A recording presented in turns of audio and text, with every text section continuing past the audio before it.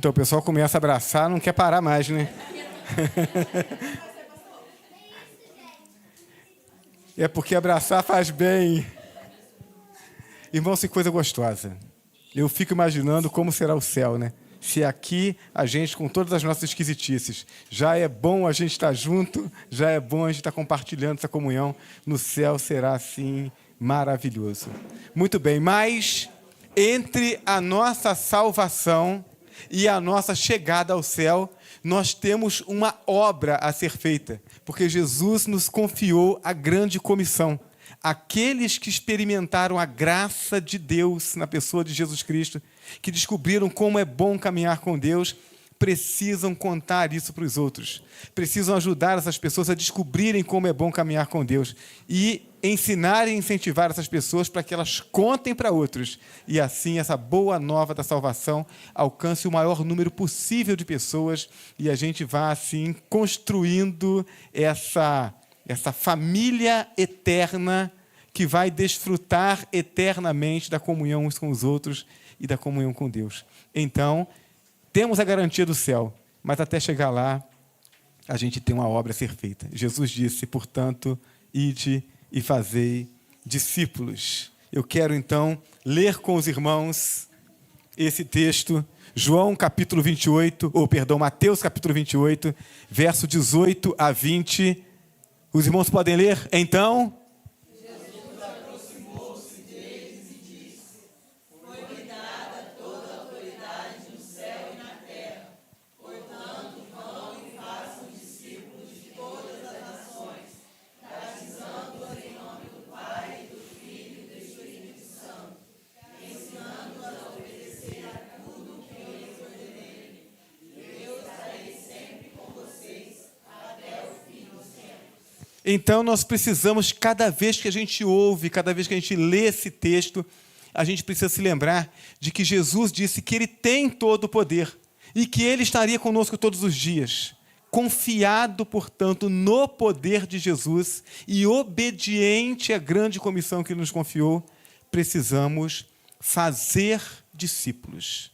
Essa é a grande ordem que Jesus deu a cada um dos seus filhos, cada um daqueles que foi alcançado pela sua graça salvadora.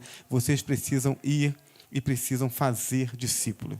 Esse é o nosso desafio. Isso é o que nós queremos aprender. Então, tempo de recordar, eu preciso lembrar disso. Nós estamos falando aqui sobre relacionamento discipulador, mas eu falo disso no contexto da igreja, porque sozinho eu sou crente, mas se eu estou com mais um, com o compromisso de me reunir com ele para promover o reino de Deus, eu sou igreja. Então, como igreja, eu quero não apenas desenvolver um relacionamento discipulador, mas eu quero fazer isso com vista a ser igreja multiplicadora. A igreja que tem a intencionalidade de promover salvação, de promover a glória de Deus, de promover o crescimento do reino de Deus. Então, o que é igreja multiplicadora? Os irmãos podem ler? A igreja É a visão de multiplicação intencional, baseada em 5 princípios bíblicos, de crescimento para a igreja local, com o objetivo de cumprir a grande comissão. Muito bem. Então, nós temos 3 palavras que elas são, ou 3 expressões que são importantes serem destacadas aqui. Primeiro, nós temos a responsabilidade de cumprir a grande comissão. Isso foi uma ordem que Jesus nos deu. Então, não tem opção, não tem que pensar assim, talvez eu vá fazer. Não, se eu sou crente em Jesus Cristo, se Ele é Senhor da minha vida, eu tenho que fazer isso. Agora, eu tenho que fazer isso de forma intencional, não é deixar acontecer. Deixar acontecer, não é? A água naturalmente só corre para baixo. Para ela correr para cima, tem que ter uma energia, tem que ter um trabalho. Então, para que a gente faça a obra de Deus acontecer, para que o homem que naturalmente caminha para a perdição, ele seja alcançado para a salvação, então tem que haver um esforço, tem que haver uma intencionalidade. E como igreja, nós vamos fazer isso baseados em 5 princípios bíblicos. Quais princípios são esses?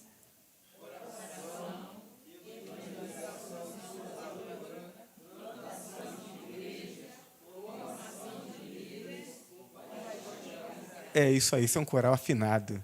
A gente não vai esquecer mais disso. E tudo aquilo que nós formos fazer como crentes, como organizações, como ministérios, como igreja, nós vamos lembrar disso. Lembrar desses 5 princípios. Muito bem, temos falado então sobre essa questão do cuidado uns com os outros.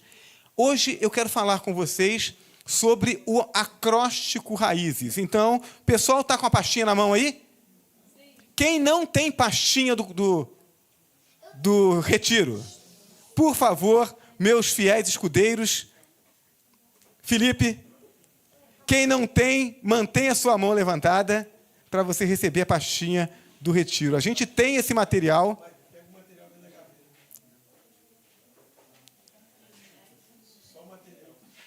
Ah, o que? As pastinhas acabaram?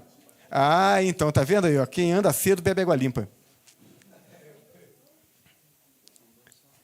Isso aí, principalmente esse material aí. Então, olha só, a gente tem esse material disponível numa pasta lá no nosso aplicativo. Você vai entrar no aplicativo e aí vai clicar lá em Retiro Espiritual. Todo esse material está disponível lá. Mas é importante que você tenha esse material em mãos hoje. E aí você tem uma folha dobrada aí, né? Você abre, é uma folha A3. E aí, de um lado da folha, você tem o caminho do discipulado. E nesse caminho do discipulado, você tem 3 círculos. Em cada um desses círculos, nós temos o acróstico Raízes. O que significa esse acróstico Raízes? O acróstico Raízes, ele tem, para cada uma das letras, ele tem uma palavra que vai definir como é que a gente vai caminhar e como é que a gente vai interagir com os nossos discípulos, com aquela pessoa que a gente está no relacionamento discipulador. Hoje, nós vamos falar sobre as 3 primeiras letras, né, de Raízes. O que isso significa e como é que a gente desenvolve. E amanhã de manhã a gente vai falar sobre as outras 3. Qual é o objetivo, irmãos? Eu tenho dito para os irmãos que as nossas reuniões devocionais aqui no Retiro, elas têm um caráter de treinamento para que, de forma objetiva, a gente coloque nas mãos de vocês as ferramentas necessárias para que vocês saibam fazer. Quando a gente ouve as igrejas falando sobre relacionamento discipulador, sobre evangelização discipuladora, a gente ouve muito aquele apelo emocional, você precisa fazer. E aí as pessoas saem com a dor no coração, eu não estou fazendo. Eu quero fazer, mas como é que faz? Não sabe como fazer. Então a gente quer quebrar esse ciclo nesse retiro. A partir daqui, quem está participando vai receber as ferramentas para saber exatamente como fazer. Então, iniciamos um relacionamento discipulador. Eu preciso cuidar, preciso lidar com esse discípulo. Eu assumi diante do Senhor Jesus Cristo o compromisso de fazer discípulos. Como é que eu faço isso? A gente vai descobrir isso, começar a descobrir isso de forma mais objetiva, de forma mais detalhada, nessa reunião de hoje. Então, fique atento. Pegue uma caneta, talvez algumas coisas já estejam presentes aí no seu material, mas se você ouviu alguma coisa que chamou sua atenção, tome nota, para que você não se esqueça. Se você tem dúvidas... Se você tem dúvidas, você precisa anotar a sua dúvida para perguntar, tirar dúvida e assim você saber exatamente como fazer. Muito bem. O slide seguinte... Vocês vão ver uma carinha muito simpática. Aquele senhorzinho ali, eu o conheci pessoalmente em 2015, lá em Guarapari. Ele é o Dr. Waylon Moore. Esse indivíduo tem assim, ou teve assim, uma visão extraordinária de relacionamento discipulador. Ele entendeu como é que fazia isso. Ele fez isso ao longo da sua vida e ele escreveu um dos livros que consta hoje como material da Junta de Missões Nacionais nesse trabalho de relacionamento discipulador. Então, uma pessoa assim, muito simpática, mas com uma visão muito objetiva de cuidado com as pessoas. Eu compartilhava com alguns irmãos nesses dias agora, né, a respeito do comportamento dele em relação a quem o buscava para pedir ajuda no sentido de ser discipulado. E ele contou uma vez que um pastor, que morava numa outra cidade, estava vivendo um momento difícil do seu ministério, precisava realmente de uma ajuda, de orientação, e ele entrou em contato com o Dr. Waylon Moore. e disse, eu gostaria que o Senhor me discipulasse. E ele disse, tudo bem, vamos fazer o seguinte, a minha agenda está apertada. Então, nós vamos marcar, e aí escolheu um dia da semana e disse, nesse dia, às 6 horas da manhã, a gente se encontra. E marcou o lugar para encontrar. E o indivíduo, o pastor que pediu, morava numa outra cidade. E aí ele disse, eu fiz isso porque eu não tenho tempo a perder. Então, para que eu investisse nele, primeiro ele precisava me mostrar que estava realmente querendo ser discipulado. E aí, depois de algumas semanas se encontrando às 6 horas da manhã, ele disse, bom, agora já me mostrou que realmente está disposto a escolher um horário melhor, um horário mais confortável para poder caminhar. E aí a gente lembra daquilo que a gente falou, né? Hoje pela manhã, para que eu possa discipular alguém, essa pessoa precisa querer ser discipulada. Se ela não quiser, se ela não estiver disposta a investir tempo nisso, investir energia nisso, não adianta, você vai perder seu tempo. Você precisa discipular quem quer ser discipulado. Você precisa discipular quem olha para você e diz assim, olha, eu quero caminhar com você para que eu aprenda a ser um crente melhor. Ou alguém que não é crente, mas que quando você apresenta a sua vida e o desafio de caminhar com Deus e a bênção da caminhada com Deus, essa pessoa diz assim, olha, eu estou interessado em aprender esse negócio aí. Eu acho que eu preciso desse Deus na minha vida.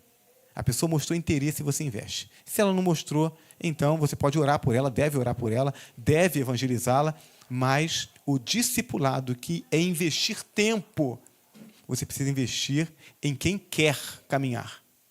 Por quê? Porque você vai precisar investir muito tempo e não vai poder investir em muitas pessoas. Então, atente para isso. Dr.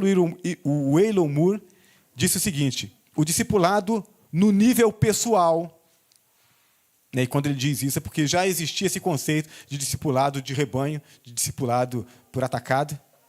Ele diz, o discipulado no nível pessoal, 1 a 1, é a maneira mais rápida que conheço para se desenvolver líderes espirituais que podem multiplicar outros discípulos.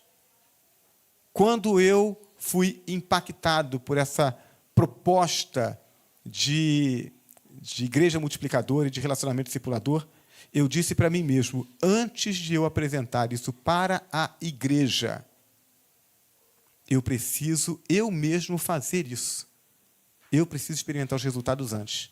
E eu fiz isso, irmãos. Eu fiz isso com uma pessoa, um novo convertido.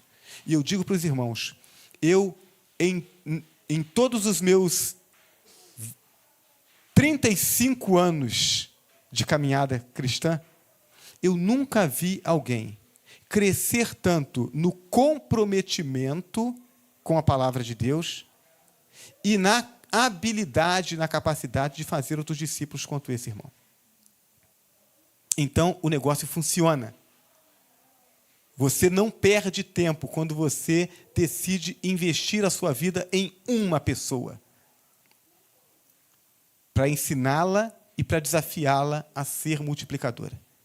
Esse é o plano de Deus. Essa é a estratégia que Jesus nos ensinou. Paulo diz assim, e aqui está o conceito da formação de líderes, né? O que ouvistes de mim, diante de muitas testemunhas, Paulo está escrevendo a Timóteo, na sua 2ª carta. E Paulo está já na expectativa de ser executado pelo Império Romano. São as últimas palavras de Paulo. E Paulo diz para Timóteo, olha, presta atenção, porque isso é algo que vai fazer diferença no seu ministério e vai fazer diferença na vida da igreja. O que você ouviu de mim, diante de muitas testemunhas, transmite a homens fiéis e aptos para também ensinar a outros. Eu ensinei para você, você precisa passar para alguém que seja capaz de passar para outro. Não passa para qualquer um, passa para alguém, faz esse discipulado com alguém que seja capaz, que mostre comprometimento para passar isso para os outros. Essa é a visão do relacionamento discipulador. Quanto mais você investir pessoalmente nas pessoas que você está discipulando, mais eles serão capazes de reproduzir o que estão aprendendo na vida de outras pessoas. Então, entenda isso. Se você quiser fazer o trabalho de discipulado com 6, 8, 10 pessoas, o que vai acontecer é que você não vai dar conta. Você não vai conseguir dar a atenção necessária para os seus discípulos. Você não fará um discipulado bem feito. Você não vai investir o suficiente para que essas pessoas sejam capazes de produzir esse trabalho, promover esse discipulado com outras pessoas. O seu trabalho morre. Não foi à toa que Jesus, dedicando tempo integral ao seu ministério, de noite, ele chamou apenas 12 para caminhar com ele. Se Jesus, cuidando só do discipulado, as outras coisas aconteciam por força da circunstância. Jesus está caminhando com os discípulos. Ele chega num lugar e ali a multidão se reúne e ele prega para a multidão. Mas ele não deixa de discipular para pregar para a multidão. Ele prega para a multidão junto com os seus discípulos. Ele está cuidando dos discípulos. Jesus passa pelos lugares com os seus discípulos. Tem alguém que está precisando ser curado. Ele cura. Mas ele faz isso enquanto está discipulando seus discípulos. Ele está investindo a sua vida em 12 homens. Então, a gente precisa investir com qualidade. É melhor você cuidar bem de poucos que serão capazes de fazer esse trabalho com outros do que você querer cuidar de muito e não conseguir fazer o trabalho bem feito. O poder do exemplo. Vejam, a falta de exemplificação do que é e de como funciona o discipulado tem sido um dos principais obstáculos para o movimento de multiplicação de discípulos em nosso meio. Se ninguém me mostrou como fazer, como é que eu faço? Eu me lembro quando eu cursei ajustagem mecânica no Senai, isso há alguns anos atrás, a gente tinha assim, né? A gente ia para a sala de estudo da tarefa. E aí a gente estudava tudo aquilo que tinha a ver com aquela tarefa que a gente ia fazer na oficina.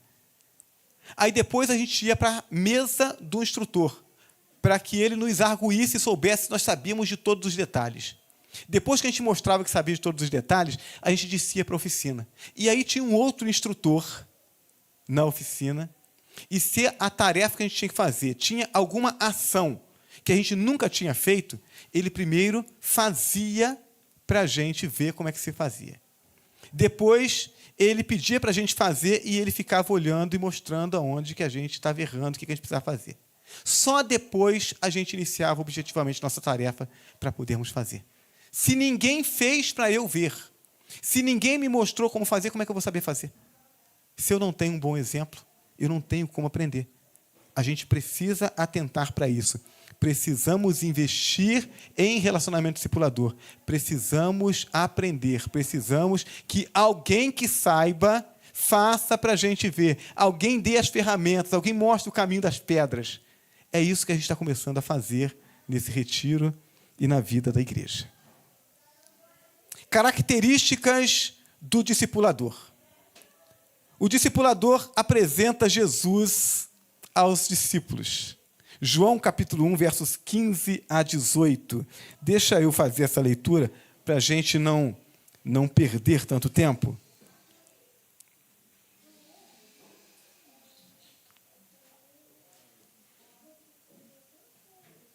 João 1, de 15 a 18. É isso mesmo, né? É. João dá testemunho dele. Ele exclama: esse é aquele de quem eu falei, aquele que vem depois de mim e que é superior a mim, porque já existia antes de mim. Todos recebemos a sua plenitude, graça sobre graça. Pois a lei foi dada por intermédio de Moisés. A graça e a verdade vieram por intermédio de Jesus Cristo. Ninguém jamais viu a Deus, mas o Deus unigênito que está junto ao Pai o tornou conhecido. O discipulador faz isso. Ele mostra para os seus discípulos quem é Jesus. Foi isso que João fez com aqueles que o ouviam. Esse é o Cordeiro de Deus. Deixa eu contar para vocês quem ele é. Então, a sua responsabilidade, a minha responsabilidade, quando estivermos discipulando alguém, é apresentar Jesus para as pessoas. Esse é o alvo maior. O discipulador tem consciência da sua missão. João 1, verso 20 a 27. Ele diz, ele confessou e não negou, declarou abertamente, não sou o Cristo. Perguntaram-lhe, então quem é você? É Elias? Ele disse, não sou. É o profeta? Ele respondeu, não.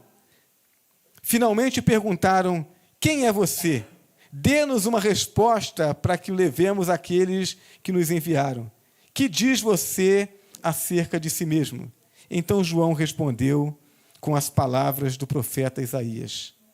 Eu sou a voz do que clama no deserto. Façam um caminho reto para o Senhor. Alguns fariseus que tinham sido enviados interrogaram-no. Então, por que você batiza se não é o Cristo, nem Elias, nem o profeta? Respondeu João, eu batizo com água. Mas entre vocês está alguém que vocês não conhecem. Ele é aquele que vem depois de mim, cujas correias das sandálias não sou digno de desamarrar. O discipulador tem consciência da sua missão. Eu sei quem eu sou. Eu não sou o Cristo. Eu não vou fazer discípulo para as pessoas me seguirem. Eu não vou fazer discípulo para que as pessoas façam aquilo que eu acho que é certo ou que é errado. Eu faço discípulo para que as pessoas, olhando para mim, aprendam como servir a Deus, para que eles possam buscar a Deus e servir a Deus. O discipulador aponta para Jesus. João capítulo 1, versos 29 a 31. No dia seguinte, João viu Jesus aproximando-se e disse, vejam, é o Cordeiro de Deus que tira o pecado do mundo. Esse é aquele de quem eu me referi quando disse, vem depois de mim um homem que é superior a mim, porque já existia antes de mim, e eu mesmo não o conhecia.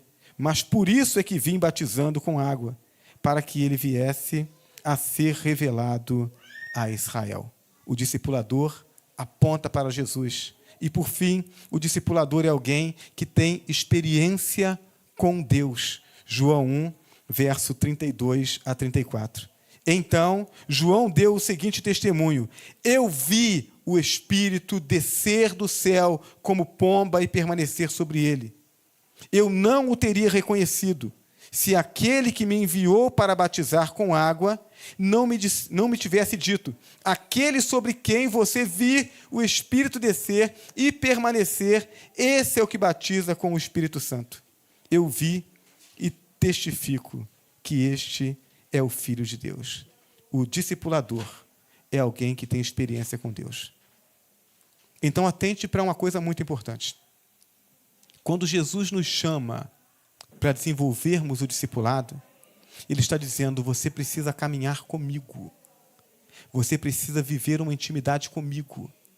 Você precisa ter um compromisso com a vida santa. Você precisa ter experiências comigo, para que, então, você chame pessoas para aprenderem com você sobre mim.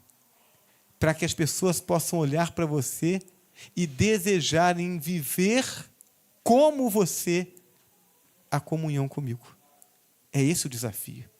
Então, ninguém pode dar o que não tem. O discipulador, ele tem como objetivo fazer com que o discípulo o imite. Se você tem uma vida cristã rasa, por favor, não discipule ninguém, porque você vai construir cristãos rasos.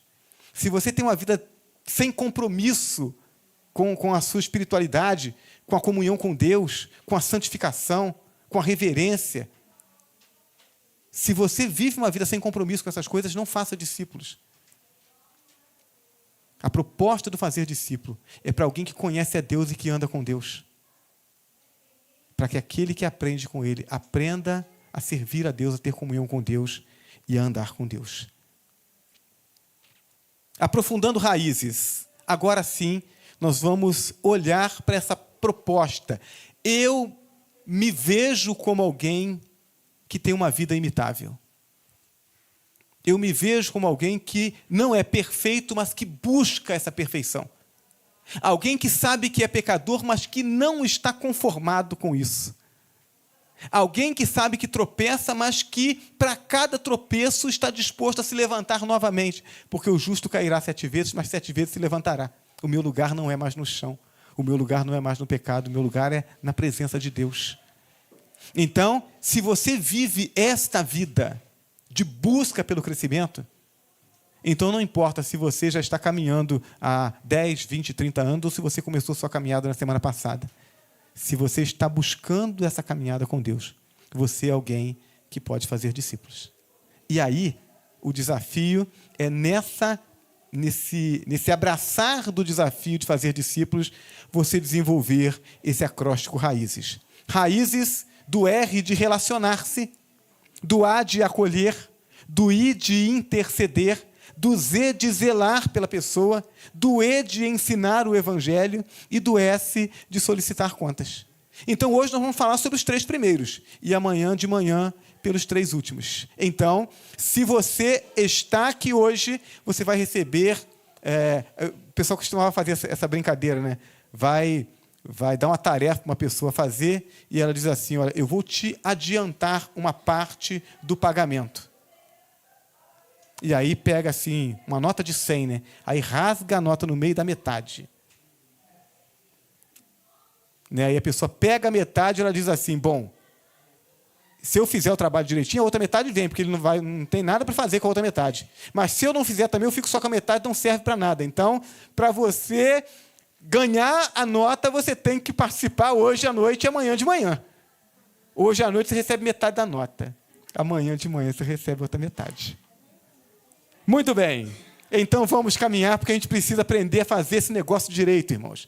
Relacionamento discipulador, implementando uma rede de cuidados. Marcos, capítulo 3, versos 13 a 15. Os irmãos podem ler para mim?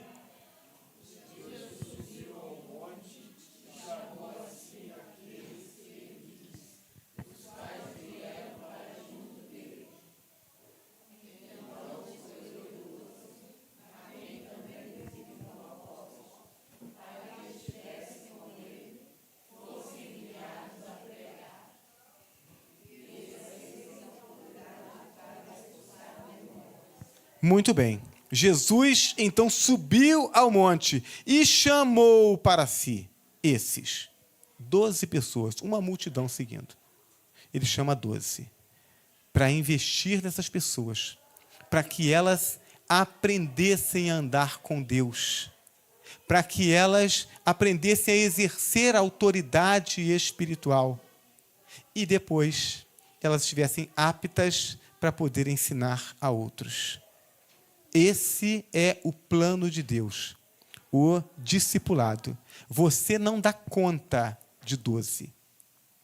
Jesus, que é Jesus, trabalhou com 12 só. E já sabendo que eram 11, né? Porque um era o traidor. Então, você precisa investir em menos. Jesus escolheu 12, mas dos 12 que estavam mais próximos, tinha 3 que eram aqueles que ele trouxe para mais pertinho. Pedro, Tiago e João. Não são 4, o barquinho não conta. Então, Pedro, Tiago e João são aqueles que caminham mais perto de Jesus. São aqueles que subiram o monte e o viram na sua transfiguração. São aqueles que foram chamados no momento de maior angústia de Jesus, que estivessem junto com ele na hora da oração. Então, você não dá conta de mais de 3. Não tente.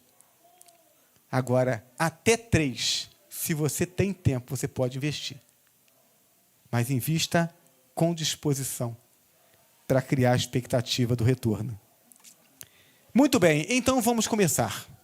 A primeira palavra do nosso acróstico é a palavra relacionar-se. E eu preciso entender que isso precisa ser feito e como tem que ser feito. Relacionar-se é a prática intencional de formar discípulos por meio de contatos pessoais. Então tem que ser pessoal. Não pode ser por atacado. Eu posso usar o WhatsApp para poder caminhar com o meu discípulo?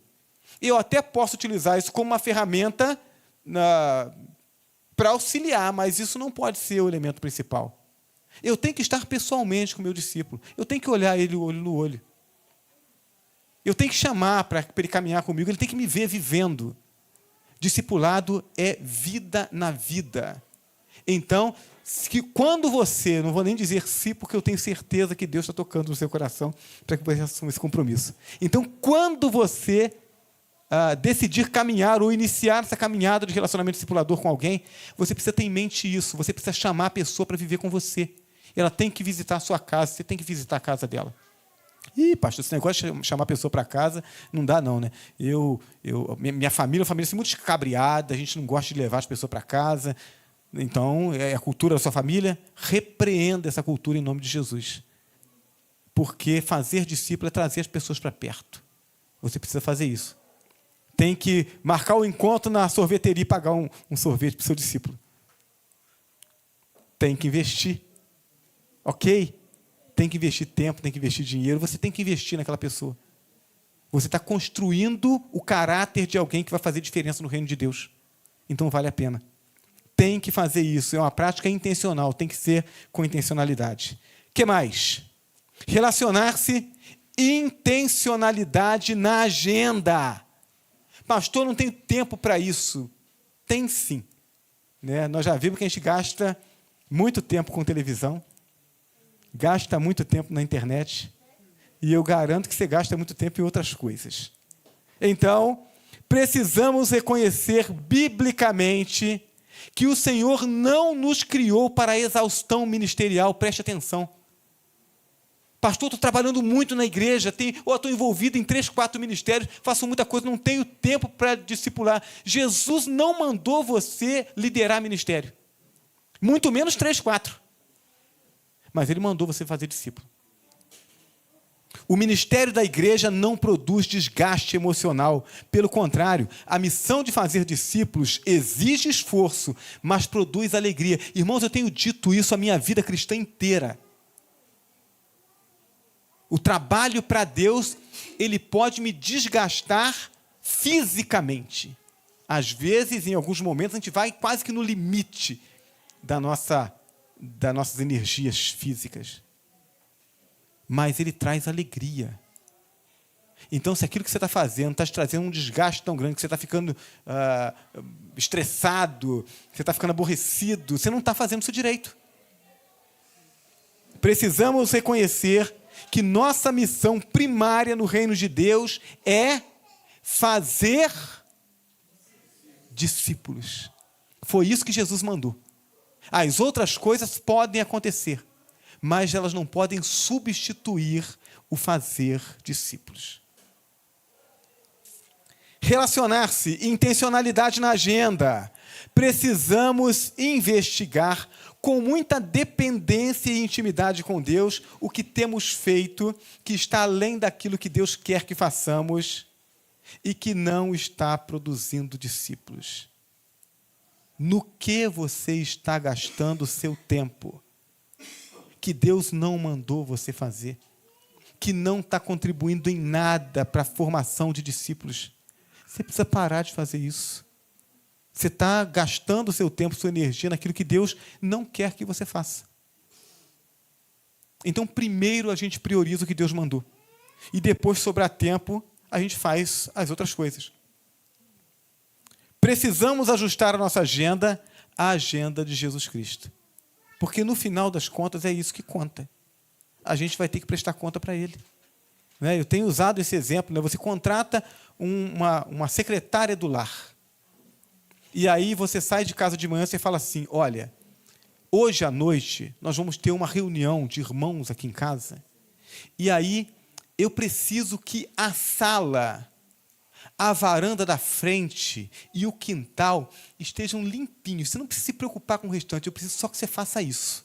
Ok? E aí você sai para trabalhar. Trabalha o dia inteiro. Aí você chega em casa 7h da noite. A reunião é 7h30.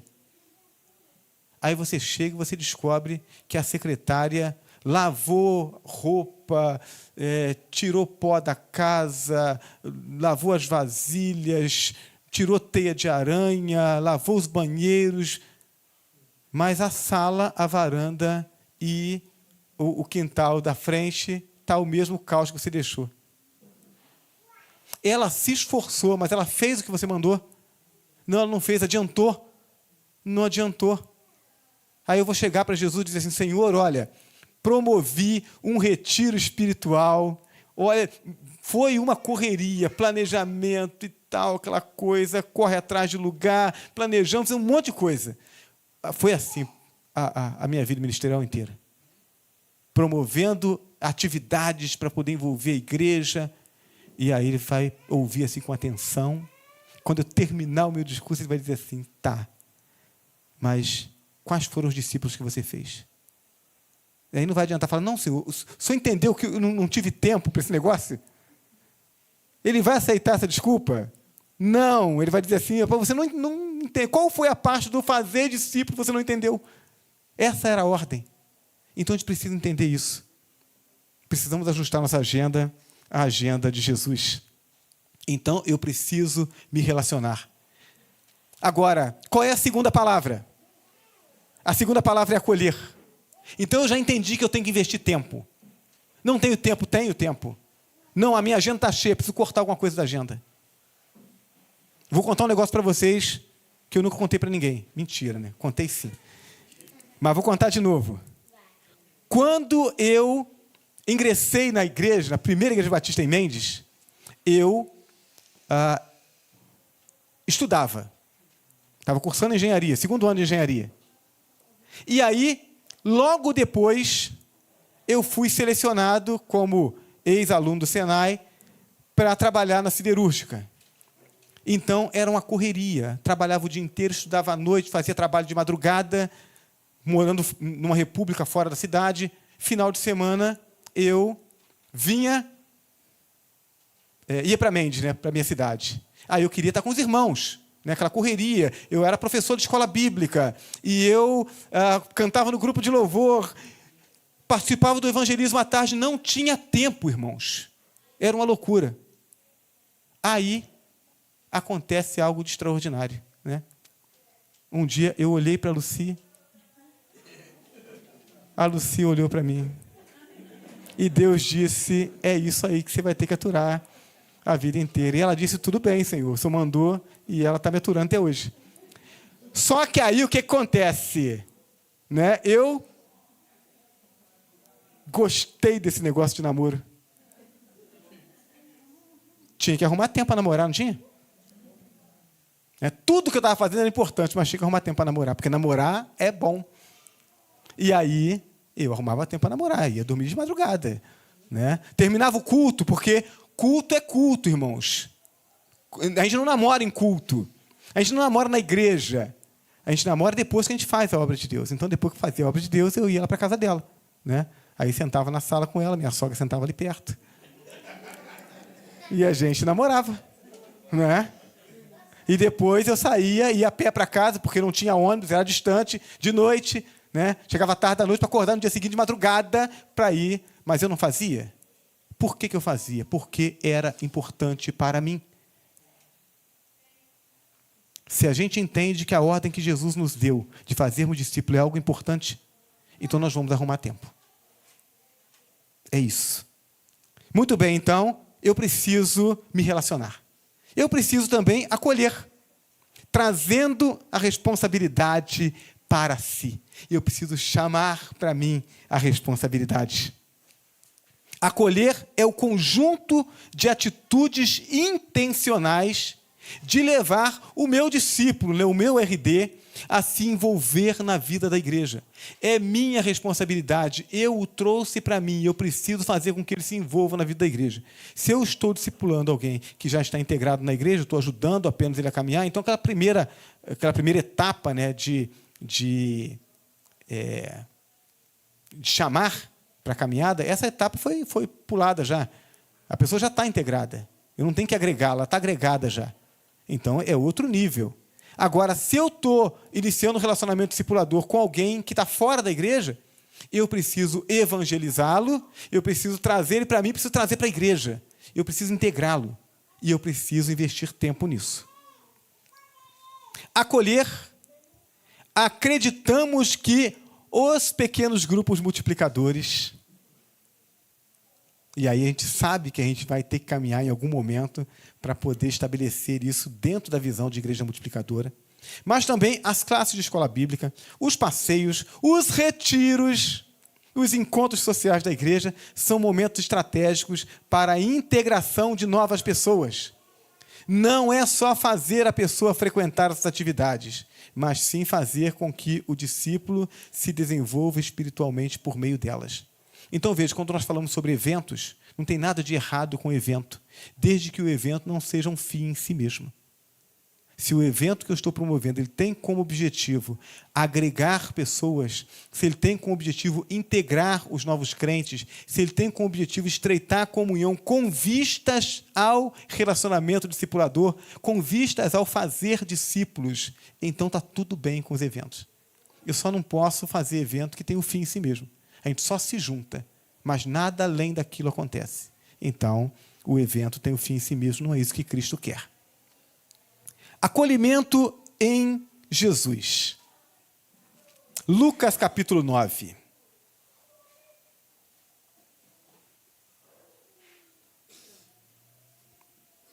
Versos 11 a 17. O texto diz: mas as multidões ficaram sabendo e o seguiram.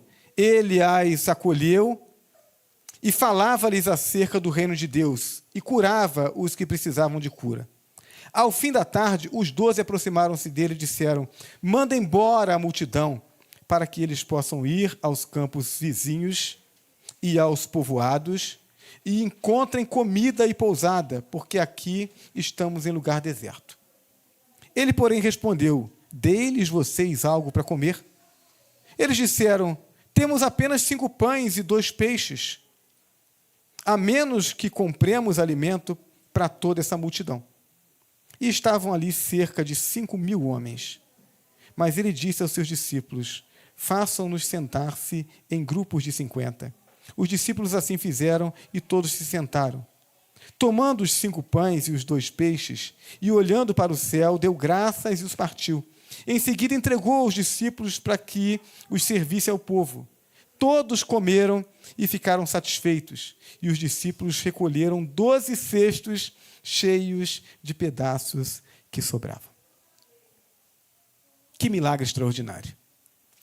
Acolhimento em Jesus é primeiro um ato de compaixão. Jesus olha para as multidões e ele tem compaixão das pessoas. Se eu não tiver compaixão das pessoas, eu não serei discipulador. Porque o discipulado ele exige investimento. Se eu não tiver compaixão, se eu não tiver desejo de ver aquela pessoa crescer, eu não vou investir nela. E se eu não investir nela, eu não faço discípulo. É um ato de abnegação. Eu tenho que pensar no outro mais do que em mim. Precisa ser isso. Se eu for egoísta, eu não serei discipulador. Eu preciso investir no outro. É também um ato físico e espiritual. O texto diz que Jesus ele reúne essa multidão. O verso de número 11, ele vai dizer que a multidão busca Jesus. As multidões ficaram sabendo onde Jesus estava e o seguiram. Ele as acolheu. Jesus, às vezes, estava cansado, irmãos. Queria descansar. As pessoas chegavam em volta dele, ele não deixava de atendê-los, ele se esforçava. Ele queria fazer bem para elas. É um ato que Jesus confia em nossas mãos. Os discípulos dizem: vamos dispensar o povo. Jesus diz: não, vocês podem alimentá-los. Jesus podia ele mesmo ter feito aquilo, né? Mas ele quer que a gente faça. A coisa tem que ser através de nós.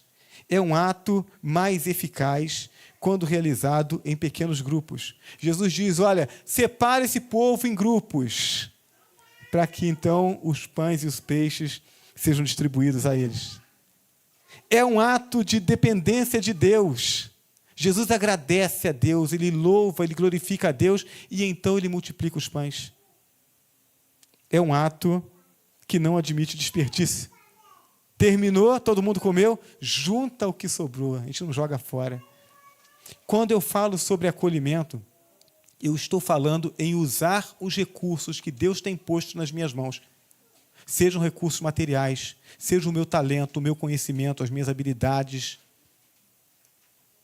É colocar essas coisas a serviço do meu relacionamento discipulador, para promover o crescimento do meu discípulo. É por isso que não dá para a gente fazer isso com 10, com 20, né? Não tem nem tempo nem bolso que aguente isso. Se você tiver que pagar passagem para ir na casa do seu discípulo para se encontrar com ele, se você tiver 10, são 10 passagens. Então, começa a ficar difícil. Economiza esse negócio. A economia de Jesus diz, no máximo 3. Escolha o seu Pedro, o seu Tiago, o seu João, para que você possa cuidar deles. Mas faça isso com o coração. Dedique o melhor nesse cuidado. Acolhimento na igreja primitiva. Atos capítulo 9, versos... A partir do verso... Não, vamos abrir lá no 9, vamos ler cada versículo, é mais fácil, né? Para a gente não perder tempo. Atos, livro de Atos dos Apóstolos, capítulo 9, primeiro versos 26 a 28. O texto diz, 26 a 28. Quando chegou a Jerusalém, tentou reunir seus discípulos, mas todos estavam com medo dele. Com medo de quem, gente? De Paulo.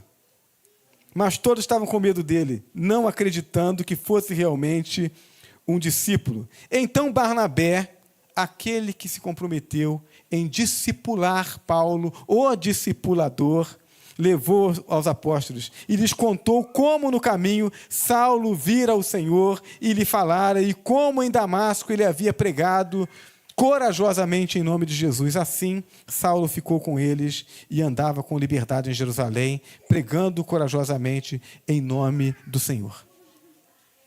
O acolhimento na igreja primitiva é primeiro vencer barreiras da indiferença. Se Barnabé não tivesse disposto no seu coração em obediência a Deus a discipular Paulo, Paulo não encontraria o seu lugar na igreja, porque havia um preconceito contra ele. É o discipulado de Barnabé que insere Paulo na comunhão da igreja. O acolhimento na igreja primitiva é conquistar a pessoa para si. Atos 9, verso 27. Então Barnabé levou aos apóstolos e lhes contou como no caminho Saulo tinha visto o Senhor, que lhe falara, e como em Damasco havia pregado corajosamente. Barnabé vai e abraça Paulo, diz, essa causa é minha, eu vou ajudar você a ser inserido no contexto da igreja.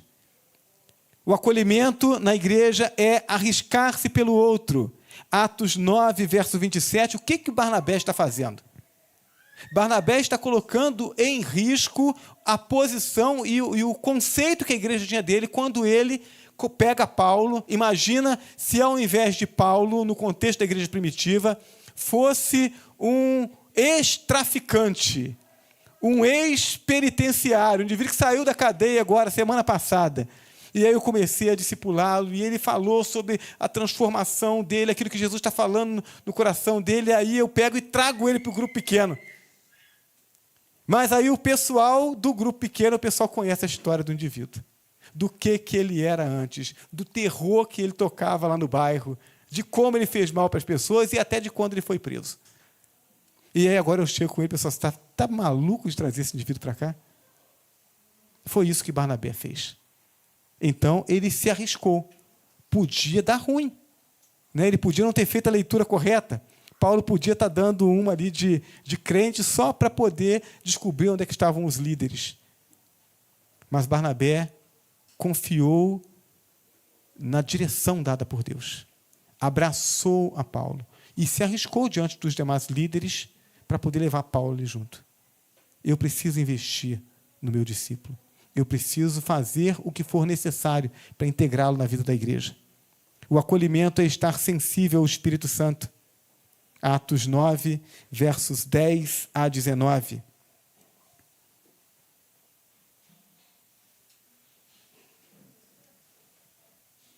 Em Damasco havia um discípulo chamado Ananias. O Senhor o chamou numa visão. Ananias, eis-me aqui, Senhor, respondeu ele. O Senhor lhe disse, vá à casa de Judas, na rua chamada Direita, e pergunte por um homem de Tarso chamado Saulo. Ele está orando. Numa visão, viu um homem chamado Ananias chegar e impor-lhe as mãos para que voltasse a ver. Respondeu Ananias: Senhor, o senhor tem certeza? Esse indivíduo tem perseguido a igreja, Senhor. O senhor quer que eu vá lá? O senhor está querendo abreviar a minha ida para o céu?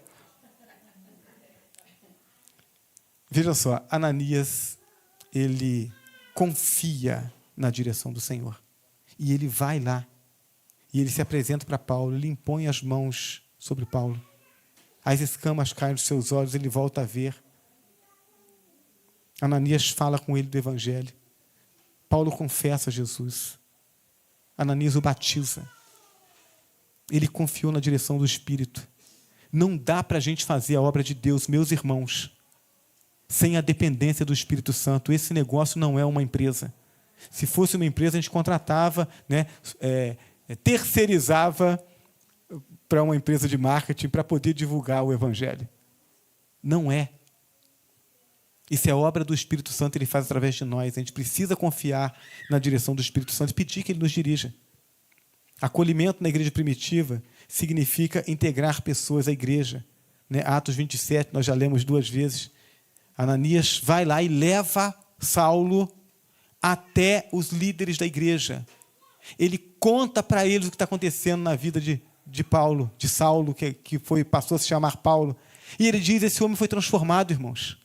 Eu tenho visto o testemunho dele. Né? É um caminho diferente. Né? A gente está acostumado a chamar as pessoas para a igreja, as pessoas começam a visitar o culto, e aí, na hora que o pastor faz o apelo, ela vai na frente, aí tem alguém que aconselha, e opa, a igreja viu, está na classe de novos convertidos. Não, esse caminho aqui é outro. Esse caminho é o caminho que você conhece a pessoa, que você trabalha com ela, você evangeliza, você ganha ela para Jesus. E depois que você vê aquilo que Deus está fazendo na vida dela, você traz ela para a igreja. E você apresenta ela à igreja. Você não apresenta ela para o pastor para dizer assim, né? Pastor, olha, estou orando há 3 meses para que o meu vizinho venha à igreja. Ele veio hoje. Prega um sermão direitinho, pastor. A gente não pode perder essa chance. Não, você não faz isso.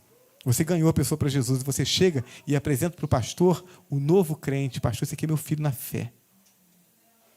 Isso é o resultado do discipulado. Acolhimento na igreja primitiva requer investimento de tempo no discípulo. Atos, capítulo 9, versículo 16. Mostrarei a ele o quanto deve sofrer pelo meu amor.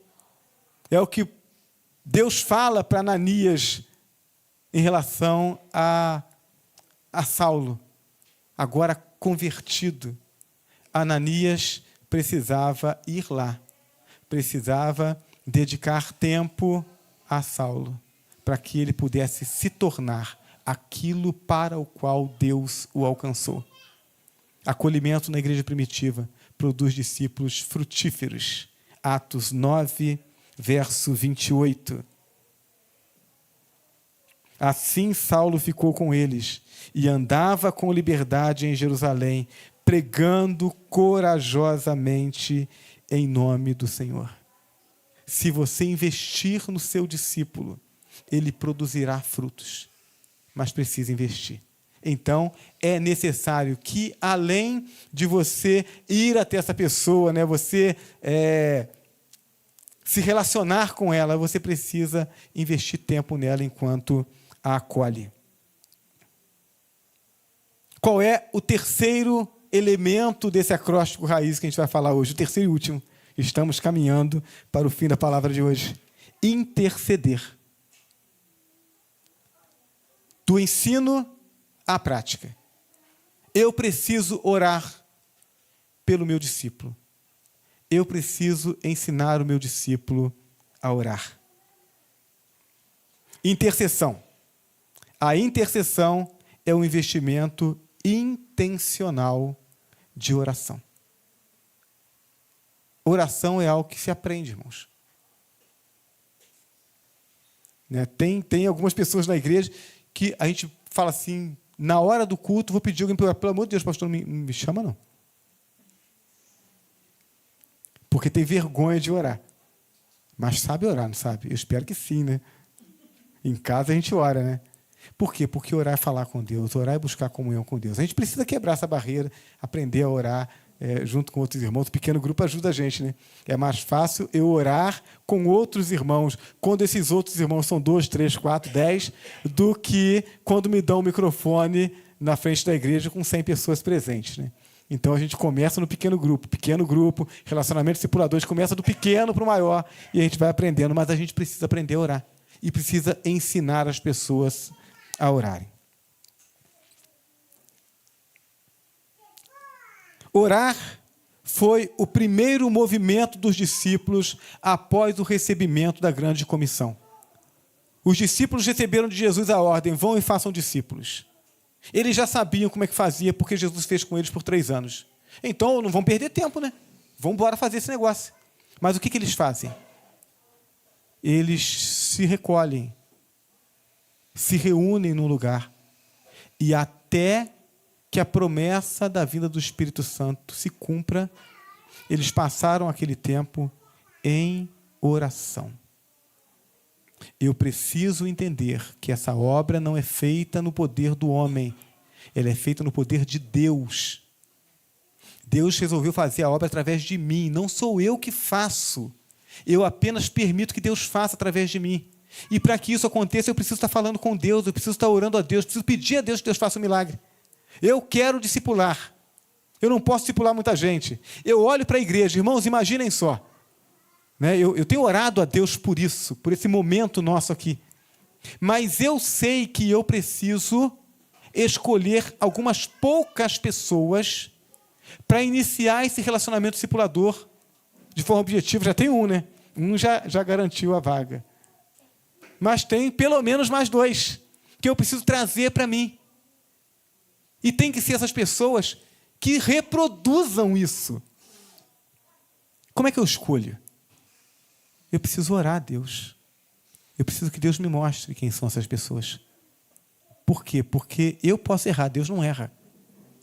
A obra é dele. Então, quando a gente fala sobre essa obra, a gente precisa pensar que isso precisa ser feito no poder e na direção de Deus. E a gente faz isso quando a gente ora. Então, os discípulos oraram. Foi a primeira coisa que eles fizeram. Atos 1, verso 14. E unidos todos se dedicavam à oração, juntamente com as mulheres, com Maria, mãe de Jesus, e com os irmãos dele. Jesus acabou de subir para o céu, depois de ter entregue a grande comissão para eles. E eles vão e se reúnem e vão buscar a Deus em oração. O resultado nós já sabemos. O que a gente precisa tentar é porque a gente quer o resultado, mas não quer aquilo que vem antes, aquilo que produz o resultado. Igreja multiplicadora é igreja de pessoas comprometidas com oração.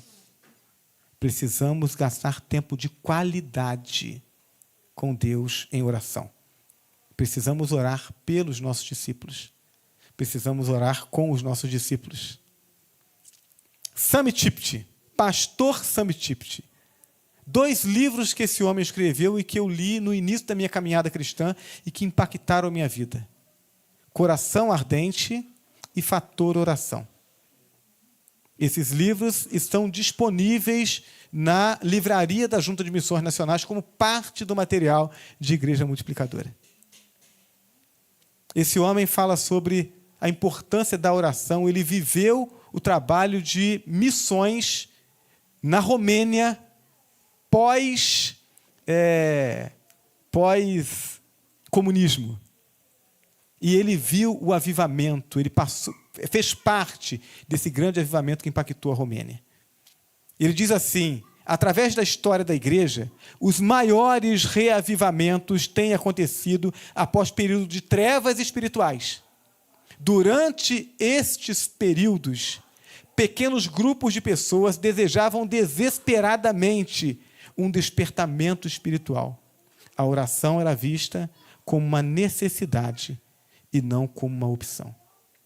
Todos os avivamentos que nós temos conhecimento da história começaram com algumas poucas pessoas que viveram o que o pastor Bill Hybels chama de descontentamento santo. Aquele descontentamento, aquela coisa que vai consumindo você por dentro, você diz está errado, tem que mudar. E essas pessoas se reuniram e começaram a orar. E a partir daquele grupo de oração, o avivamento alcançou a história. A coisa começa com oração. Precisamos orar. Oração é ensinável. Olhando para a vida de Jesus, percebemos que seu relacionamento discipulador incluiu duas esferas de oração. Jesus ensinou aos seus discípulos a orar e Jesus orou pelos seus discípulos. Se eu quero desenvolver o discipulado conforme Jesus propõe, eu preciso gastar tempo orando pelos meus discípulos e ensinando meus discípulos a orar. Oração é ensinável. A oração é mais do que palavras. É um estilo de vida, a vida cristã. Jesus rasgou o véu do templo. Agora, qualquer um, através dele, tem livre acesso ao lugar santo, o santo dos santos, a presença de Deus, para se relacionar com Deus.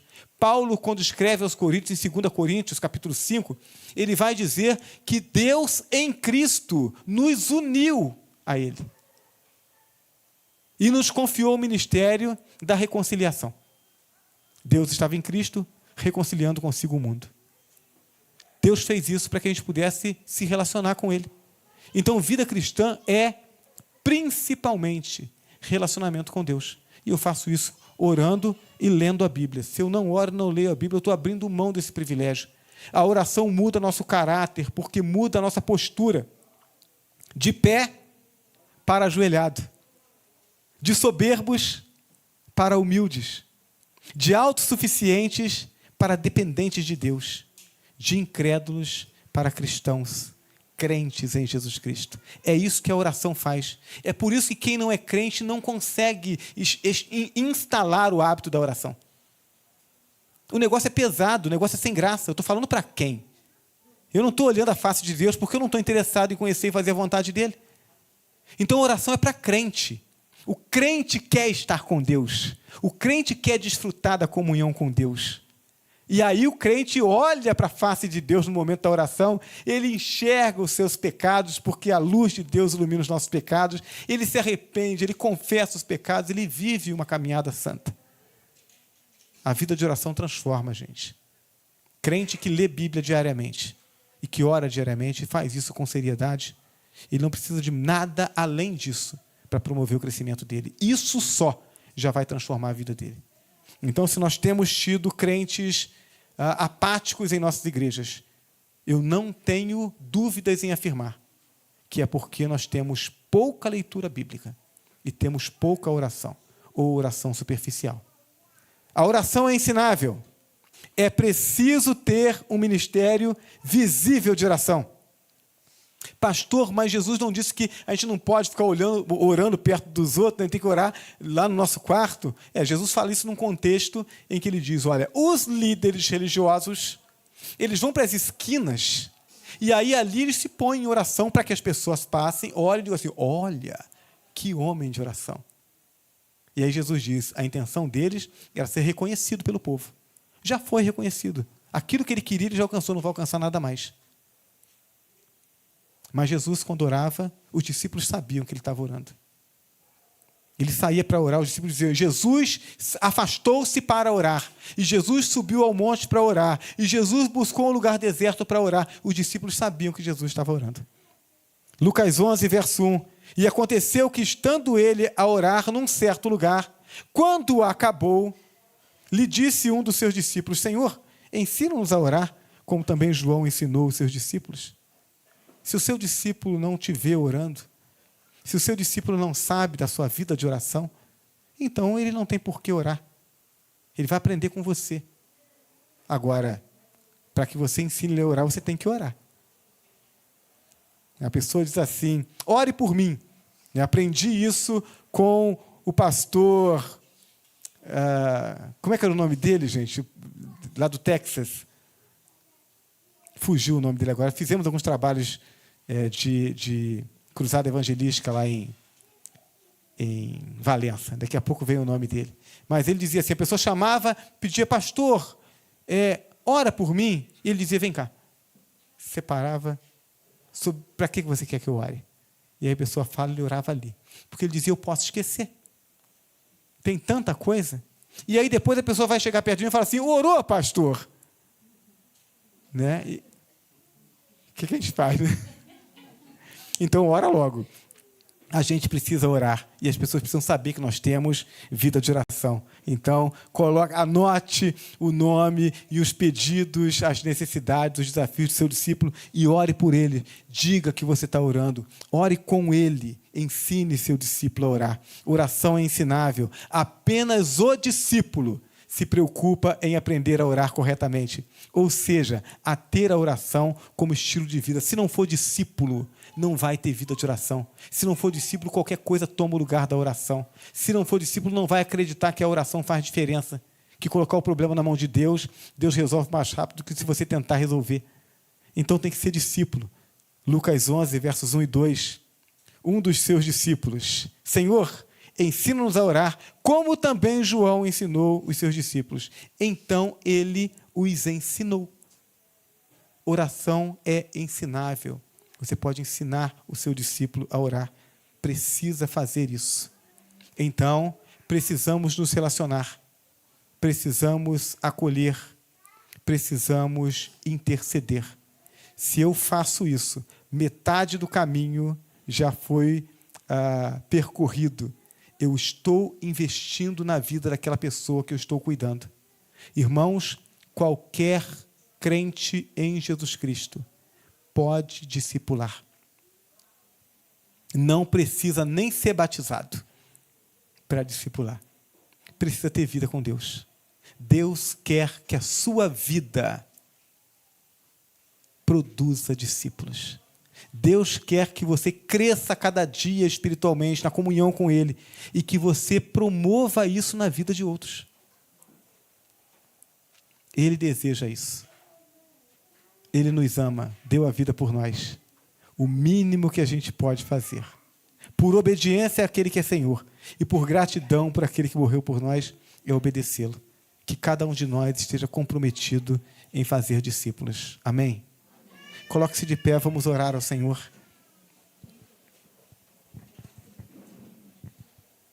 Deus amado e bendito que está nos céus, obrigado, Senhor, porque devagar a gente vai entendendo. O Senhor sabe das nossas limitações e nós te louvamos porque o Senhor nos ama, porque nos ama e não porque nós conseguimos fazer algo de certo.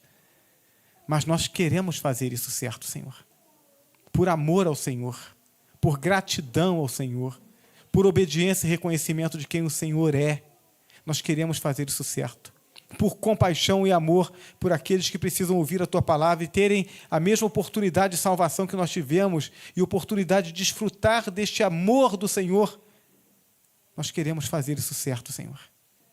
Então, ajuda-nos a acreditar que, apesar daquilo que nós conhecemos de nós mesmos, de sabermos das nossas falhas, acreditarmos que, apesar disso, o Senhor quer usar as nossas vidas para fazer discípulos.